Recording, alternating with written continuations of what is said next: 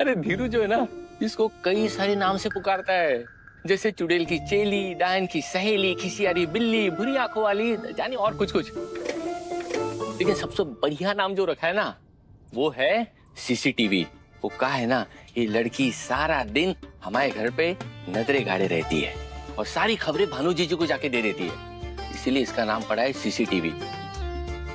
अब धीरू कहाँ है ये अगर किसी को पता होगा तो वो है रज्जी।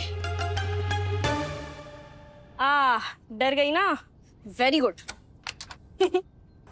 हाय रज्जी। हाय नर्मदा ना? तुम्हारी हेल्प चाहिए, अर्जेंट है। हम क्या हेल्प कर सकते हैं तुम्हारी? हम कोई हेल्प नहीं कर सकता। वैसे भी हमें कॉलेज के लिए लेट हो रहा हो कि एक सेकंड प्लीज। देखो, यहाँ सेफ नहीं है, बात नहीं कर सकते। आगे मिलो, गली के बाहर सेफ है।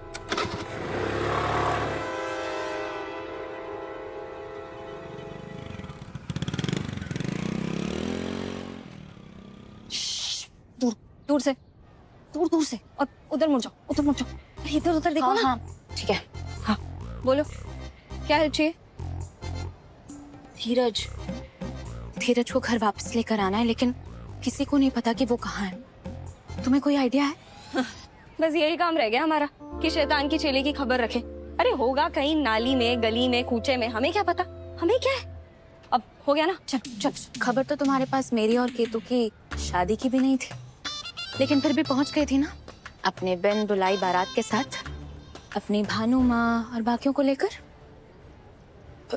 तो बदला लेने आई हो? नहीं, तुमने जो किया उसका बदला चुकाने की रिक्वेस्ट करने आई हूँ। रज्जी, धीरज को ना तुम्हारी वजह से घर से बाहर निकाला गया और अब तुम्हें मेरी मदद करनी चाहिए उसे वापस लाने में।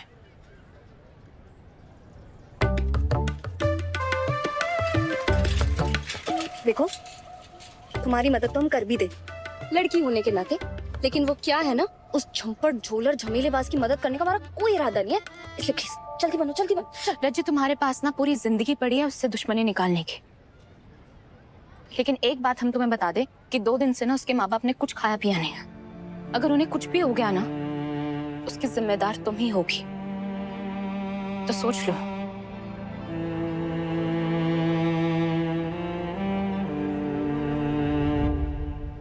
अच्छा ठीक है, इतना कह रही हो तो कर देते हैं, सोचते हैं कुछ। लेकिन तुम मना कर रहे हैं हम कुछ। आसान थोड़ी होता है, करते हैं पर। हाँ हेलो, वो है ना लंपट लंगूर? अरे हाँ धीरज ही। वो कुछ पता है क्या उसका? क्या? अच्छा अच्छा अच्छा। हाँ नहीं कोई बात नहीं, ठीक है, हम करते हैं। चलो हाँ तुम काटो बे। क्या हुआ है? वो कॉलेज के पास वाले बाजार में कुछ अफारा लफंडरों के साथ घूमते मिला था तुम्हारा धीरज, कल रात को। आखिरी खबर हमें यही मिली है। ठीक है। थैंक यू रज्जी, तुमने हमारी मदद की और मैं ना तुमसे प्रॉमिस करती हूँ इस मदद का बदला मैं जरूर चुकाऊंगी एक दिन। अच्छा लेकिन सुनो, उस छिलगोजे धीरज को बिल्कुल बताने की जरूरत नहीं है कि हमने उसकी मदद की है। वो क्या है ना, आई हेट हिम। हमने दरवाजे के बाहर भाभी के हाथों की छाप देखी है। चुपचाप खाना खाओ, वरना तुम्हारे गालों पे अभी हमारे हाथों की छाप दिखेगी। एक टाइम पे ना एक ही काम किया करो धीरू, खाते वक्त बात नहीं करते। पता है, वरना खाना जो है वो सांस की नली में फंस जाता है। हमारी प्यारी माताजी बचपन से हमें सीख देती आई हैं। हाँ लेकिन तुम तो जवानी तक आकर भी नहीं सीखे। अब मुंह बंद करो और चुपचाप खाओ, जैसा माँ ने कहा। माँ, भाभी को पूरे रीति रिवाज के साथ घर में लाने के लिए बहुत बहुत शुक्रिया। आपको पता है, भाभी सिर्फ एक चीज में अव्वल नहीं है, केतु दादा बता रहे थे कि वो गिटार भी बहुत अच्छा बजाती हैं। पता है आपको? धीरू भैया। कैसी हो मेरी प्यारी बहन? मेरा भैया। दादा ये देखो आ गया उद्दंडी, हिट फिल्म की सीक्वल की तरह। अरे दीदी कभी तो मीठा बोल दिया करो। हाँ अच्छा हुआ तुम घर आ गए। अच्छा ये बताओ, तुमने पापा से माफी मांगी या माँ ने दिलाई परमिशन? न ऑप्शन ए न ऑप्शन बी। बाबा को नहीं पता है कि हम वापस आ गए हैं। नर्मदा लेकर आई है इसे वापस। ये लेकर आई और आपने मान लिया, पापा से क्या कहेंगी? कहना क्या है, हमारा बेटा है, गुस्से में थे तो घर से निकाल दिया, अब गुस्सा शांत हो गया तो वापस कर लिया है। और वैसे भी अपनी औलाद को कोई हमेशा के लिए घर से निकाल देता है क्या? माँ आप जानती हैं ना, पापा धीरज को देखते ही फैल जाते हैं। हाँ फैल जाएंगे तो ठीक है, हम समेट लेंगे, मना लेंगे जैसे तैसे। लेकिन धीरू अब घर से बाहर नहीं जाएगा, घर में ही रहेगा। सोच समझ के फैसला लिया ना आपने विद्या।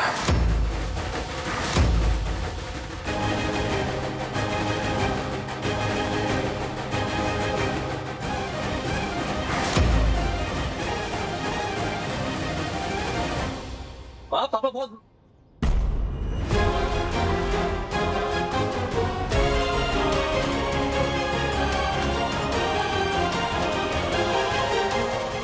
बाबा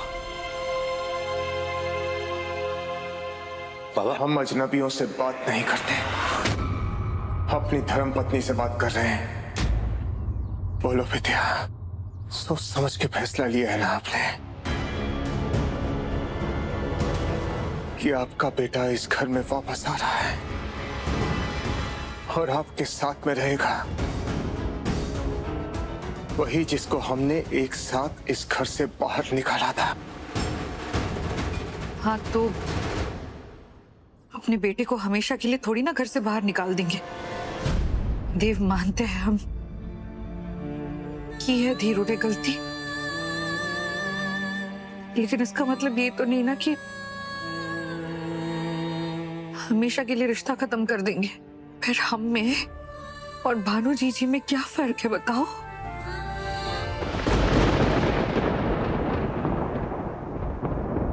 अरे बिटिया, शिव जी पे तो इतनी सारी कहानियां लिखी है, पूरा महाशिव पुराण लिखा है उन पर।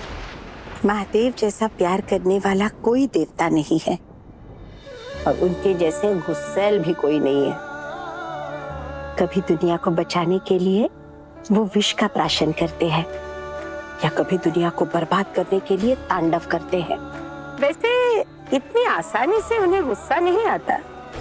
आमतौर पर तो वो भोलेनाथ के रूप में भोले और शांत रहते हैं, लेकिन जब क्रोधित हो जाते हैं ना, तो उनके क्रोध से देवता और दानव दोनों बहुत घबराते हैं, क्योंकि जब भोलेनाथ भड़कते हैं तो भैरव का रूप धारण करते हैं और भैरव रूप में उनके क्रोध से पूरा विश्व डर से कांपता है, क्योंकि उनके रौद्र रूप में उनका क्रोधित होना मतलब पूरे ब्रह्मांड में उथल पुथल, पूरी सृष्टि का विनाश।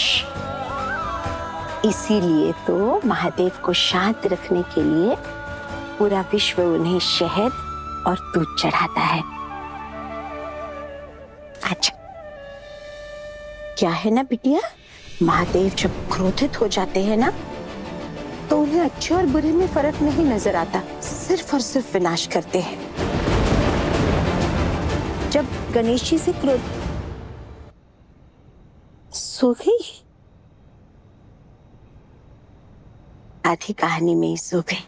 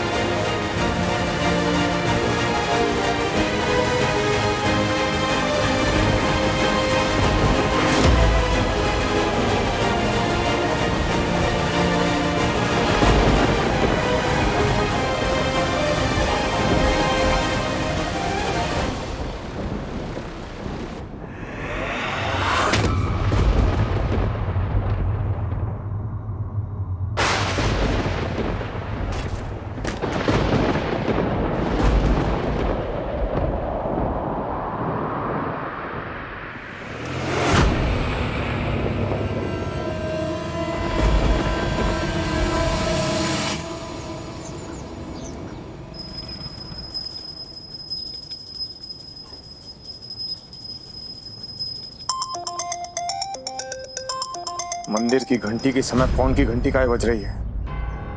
या तो फोन बंद करो या फिर बाहर जाके बात करो। जाओ यहाँ से और पूजा खत्म होने के बाद आना। हेलो जी, आप कौन बोल रहे हैं? क्या? इतना चिल्ला के काहे बात कर रहे हैं? पता है ना पूजा चल रही है। कौन है इतनी सुबह सुबह?